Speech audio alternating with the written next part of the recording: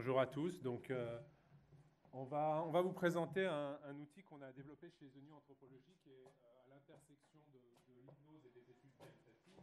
On a appelé Deeper Sight. Il faut que tu appuies. Vous m'entendez quand même? Bon, théoriquement, on m'entend. Oh. C'est mieux. Ok, un outil qu'on a appelé Deeper Sight chez The New Anthropology qui permet justement, un peu à contre-courant de la big data, d'être plutôt sur la deep data et d'explorer tous les processus de décision et processus d'achat qui déclenchent une émotion. On s'intéresse véritablement à l'émotion. The New Anthropology, c'est une agence de recherche et de stratégie en marketing émotionnel. Donc on a développé cet outil que je vais vous présenter. L'achat émotionnel, c'est quelque chose qui est intéressant à un double niveau. Déjà, comme le neuromarketing le montre, c'est qu'un achat, à partir du moment où il y a une décharge émotionnelle, il y a un pic émotionnel, c'est un achat qui plonge ses racines dans une partie de l'esprit qu'on appelle l'esprit profond et qui mobilise ce qu'on appelle des motivateurs émotionnels. Le côté intéressant avec ces motivateurs émotionnels, c'est qu'ils sont très efficients, très efficaces dans la stratégie, dans le processus d'achat, comme le montre le neuromarketing.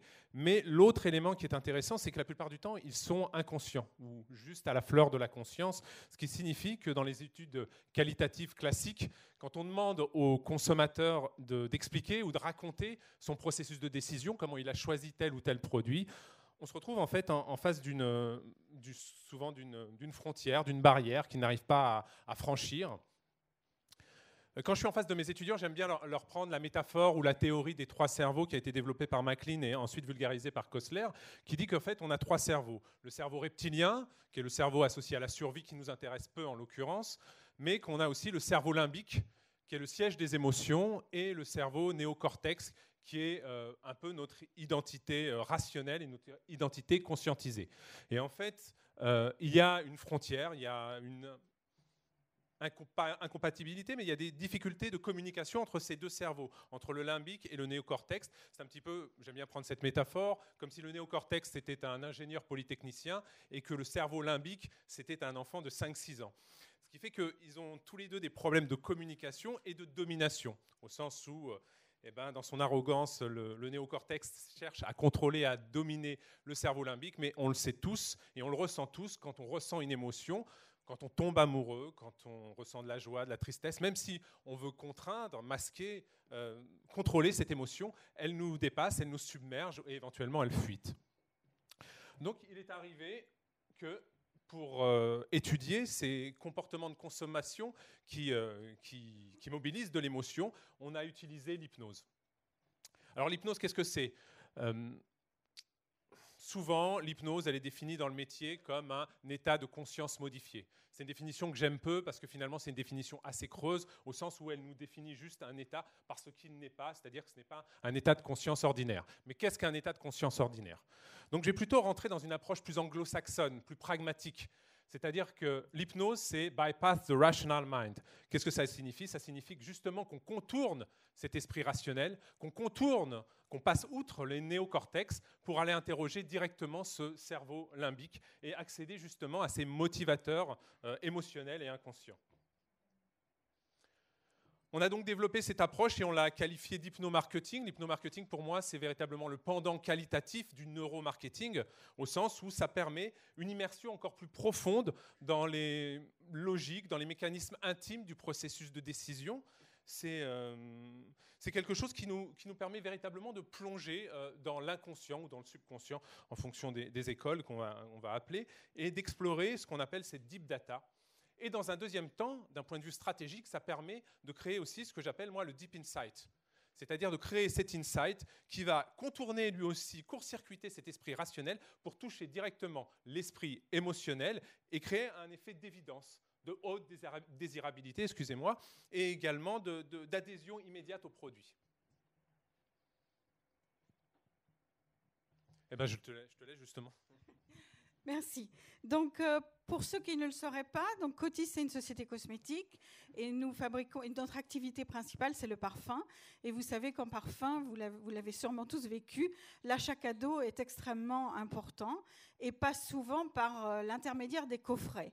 à Noël, vous voyez les parfumeries remplies de coffrets qui ne sont pas souvent très excitants.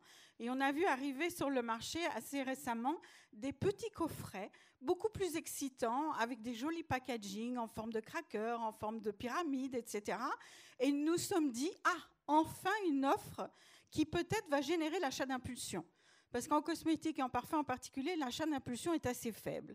Et donc, on a essayé de comprendre, grâce à l'hypnose, comme on le disait tout à l'heure, l'achat d'impulsion, par définition, c'est assez difficile d'en parler, puisqu'on ne sait pas qu'est-ce qui a créé l'impulsion. Et c'est la raison pour laquelle on a fait appel à Sylvain et à son approche d'hypnose. Et en particulier, dans un contexte qui était assez difficile, c'est qu'on préparait une étude quantitative qui allait avoir lieu en Chine et aux États-Unis. Et donc, on a fait de l'hypnose à Paris avec des Chinois et des Américains vivant en France. Et on a vraiment vu, grâce à l'hypnose, l'impact culturel sur des sujets comme l'achat cadeau et l'émotion, l'impulsivité, etc. Et l'hypnose a vraiment permis de révéler ça. Et ce qui est toujours très intéressant dans ces interviews, c'est la partie consciente, puis la partie hypnose, puis la partie consciente. Donc, on voyage tout le temps entre des moments de discours conscient et des moments d'hypnose qui sont extrêmement riches. En effet, il y a deux grandes familles d'hypnose. Il y a l'hypnose ericksonienne, qui est une hypnose plutôt lente, non directive et plus écologique, au sens où on s'intéresse plus à la personne, et l'hypnose plus classique qu'on voit dans les spectacles, un peu plus bourrin, genre Mesmer, où c'est direct, c'est rapide et par contre, c'est pas très, très écologique. L'hypnose flash ou le flash hypnose, c'est un peu un intermédiaire entre ces deux approches. Autant ça peut être direct, mais autant c'est une hypnose qui est ad hoc à chaque personne, ce qui fait que ça permet de rentrer profondément dans l'identité de la personne et de toucher véritablement à tous ces motivateurs émotionnels qu'on qualifie aussi d'inconscients.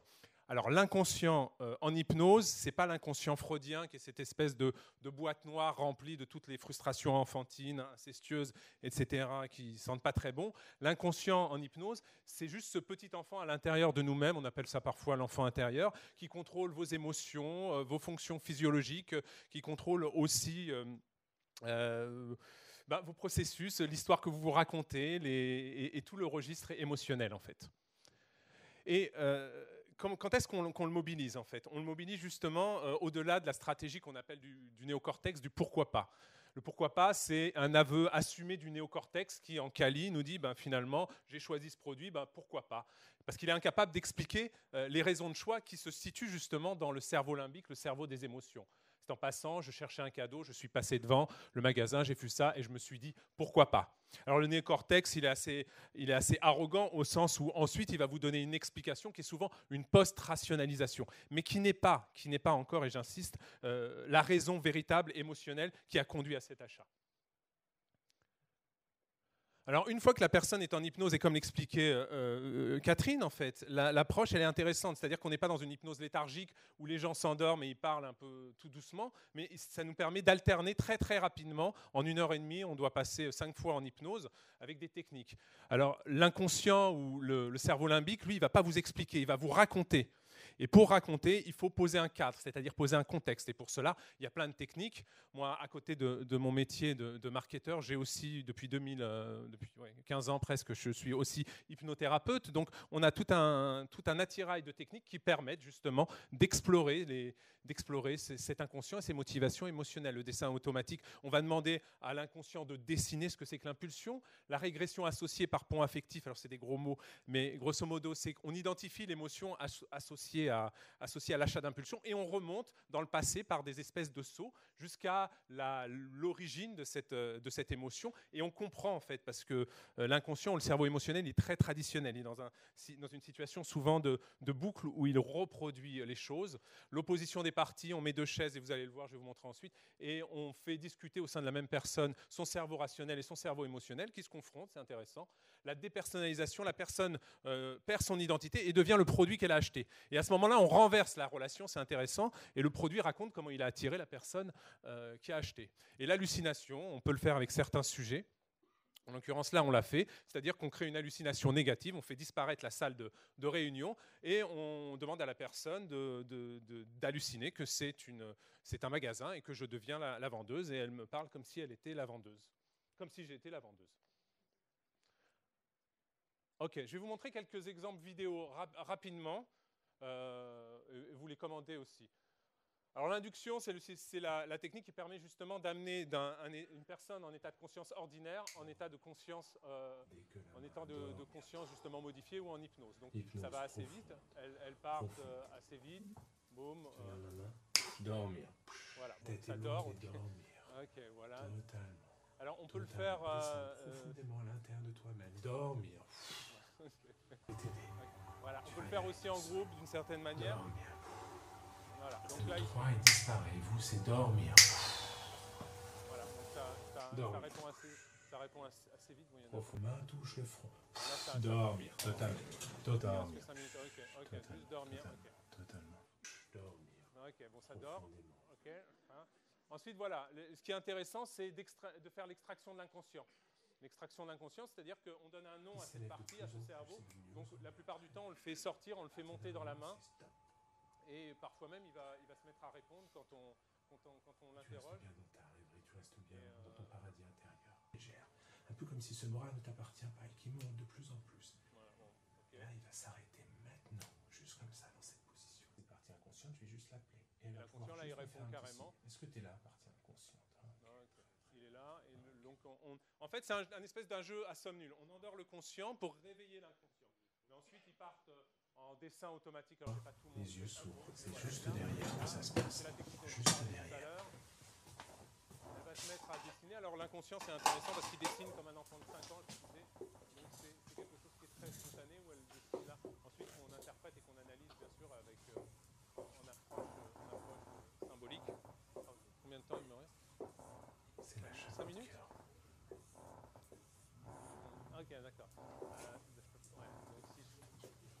Pardon, ouais, excusez-moi. Vous m'entendez? Oui. Ok.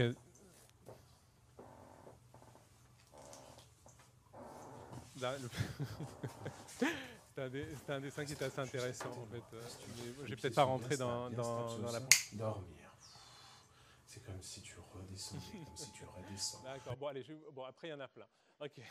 Je vous montrerai les autres, mais donc voilà. Toutes ces techniques, elles permettent donc d'alterner. Ce qui est intéressant, c'est que ça, c'est de la technique, mais au niveau aussi, en termes de contenu, ce qui est intéressant, c'est qu'on accède à des informations et des deep insights auxquels on n'a pas accès à l'état de conscience ordinaire avec les techniques qualitatives classiques. Je vous donne un exemple. Il était question de problématique, c'est que finalement cet assemblage de produits qui étaient des parfums, des soins du corps, des goodies, toutes ces choses-là, c'était un pêle-mêle, un espèce de patchwork. Comment l'appeler et comment le formater de façon à ce que, d'une certaine manière, ça mobilise et ça touche justement d'autant plus l'impulsion.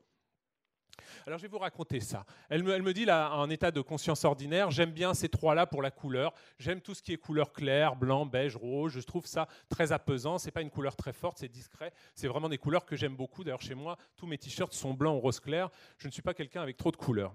On a une information qui est assez superficielle sur la couleur. Qu'est-ce qu'on en fait d'un point de vue marketing? Pas grand-chose, puisque c'est Camille, je crois, qui est en train de nous raconter ça. Donc on ne peut pas faire un produit spécialement pour Camille. Il faut une vraie modélisation. Quand on passe en hypnose par cette espèce de pont affectif, on remonte à cette histoire de couleurs. Elle nous dit, avec une voix de petite fille, « Regarde-moi, je ressemble à une princesse, je suis rose, je suis joyeuse aussi, je suis à la maison, j'ai 5 ans, j'ai un sac à dos rose avec des Barbies dessus, il est très beau, je suis très contente. Le rose, c'est la couleur des princesses. » Et une autre nous dit pareil, la thématique et l'archétype de la princesse est revenu plusieurs fois. Je suis une petite princesse qui joue avec son petit coffret, j'y cache tous mes petits secrets. Et elle finit avec un rire d'enfant. Qu'est-ce que ça raconte? En fait, l'archétype de la princesse, il est assez intéressant. Il est très intéressant, même. Mais... D'accord, ok. Juste, qu'est-ce que c'est la princesse? La princesse, c'est véritablement, ça porte un imaginaire et un fantasme de liberté de la femme de toutes les possibles. La princesse, c'est celle qui n'est pas encore reine, c'est celle en face de laquelle s'ouvrent toutes les possibilités de choisir le prince le plus charmant des princes charmants, de devenir la reine la plus glorieuse de toutes les reines. D'une certaine manière, c'est un vent de liberté, la princesse. Et ça se traduit également par le coffret, au sens où le coffret, c'est la thématique de la virginité maîtrisée, donc, ou encore elle n'est pas encore femme. Ce que ça veut dire, en fait, c'est que finalement, à travers cette problématique d'achat, et on a préconisé le coffret, le nom de coffret, parce que justement, au-delà d'un simple cadeau, communique à un niveau inconscient, au niveau du cerveau limbique, cette espèce de vent de liberté pour la personne qui l'achète. Et finalement, voilà. Ouais, je sais, j'aime pas être me presser, mais bon, on me presse. Ok, ok, très bien. Juste pour finir, vous dire que insister sur un élément, c'est que on peut aller profondément. Donc, on est très human centricity dans cette approche. Mais quand on descend profondément, on peut aussi accéder à une modélisation. C'est-à-dire que c'est plus Amélie, Julie, Christiane, Camille, etc., qui se mettent à parler, mais qu'à travers ces approches-là, on définit véritablement ce qu'on appelle, nous, dans le jargon des vrais anthropologues, des idéotypes.